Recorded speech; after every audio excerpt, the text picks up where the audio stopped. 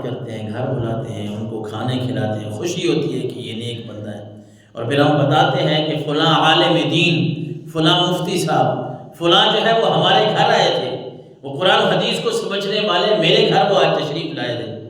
یہ تو ہماری بات ہے نا، لیکن قربان نہ جاؤں ابو بکر کے گھر پہ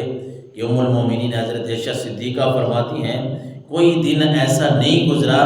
کہ حضور صلی اللہ علیہ وسلم ہمارے گھر تشریف نہ لائے ہوں، بلکہ حضور صبح بھی ہمارے گھر تشریف لاتے تھے، شام کو بھی ہمارے گھر تشریف لاتے تھے۔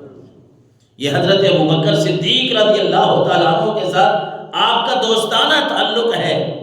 آپ کے ساتھ ایک دل لگی ہے کہ صبح شام جو ہے وہ ان کے گھر جاتے ہیں، اور قربان نہ جاؤ اس گھر پہ جس گھر میں آمنہ کے لال صبح بھی تشریف لے جائیں، شام کو بھی تشریف لے جائیں۔ پھر کہتے ہیں حضرت ابوبکر صدیق کے ذہن میں ایک بات آئی، آپ کا جو رعب اور دبدبہ تھا نا وہ اسی حدیث مبارکہ میں بیان ہوا کہ آپ نے نا اپنے گھر میں ایک نماز پڑھنے کی جگہ بنا لی، مسجداً بفناء داری، اپنے ذہن میں ایک جگہ کو مختص کر لیا کہ یہاں میں نے اللہ کی عبادت کرنی ہے۔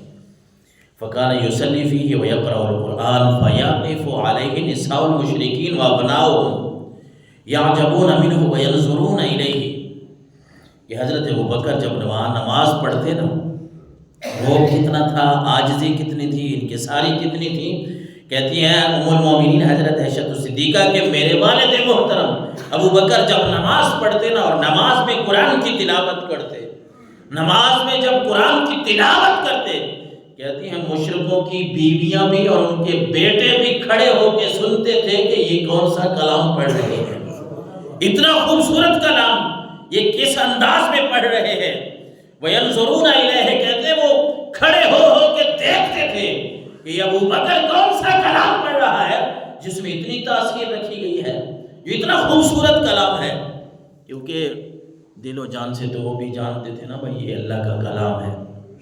اور یہ حق ہے، ہمیں ماننا چاہیے۔ بس ایک ضد تھی ان کی، اور یہ کہہ لیں کہ اللہ نے ان کے لیے ہدایت نہیں لکھی تھی، ورنہ یہ بھی تاریخ میں ملتا ہے نا کہ یہ ابو جہل اور ایک اور کافر بڑوں کے نام جو ملتے ہیں ان میں سے دو کی بات ملتی ہے کہ حالانکہ کتنے اللہ کے نبی کی مخالفت کرتے تھے، لیکن تاریخ میں لکھا ہے کہ رات کو جب اللہ کے نبی کعبہ شریف کے صحن میں نماز پڑھتے تھے نا، نفل وغیرہ اور قرآن کی تلاوت کرتے تو یہ چوری آ کے سنتے تھے اور چھپ کے سنتے تھے، ایک ادھر کھڑا ہے دوسرا ادھر، ایک دوسرے کو نہیں بتاتے تھے، ویسے ایک دن ٹکر گئے ایک دوسرے کو، چھپ کے اندھیرے میں سنتے تھے، سنتے اس نیت سے تھے کہ یار اس کلام میں کتنی لذت ہے، یہ کتنا بڑا کلام ہے،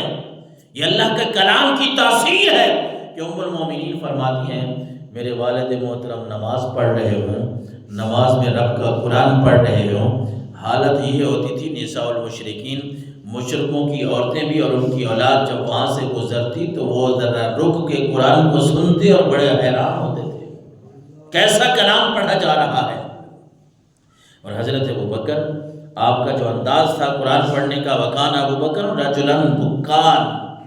لا یملک عینیہ اذا قرأ القرآن،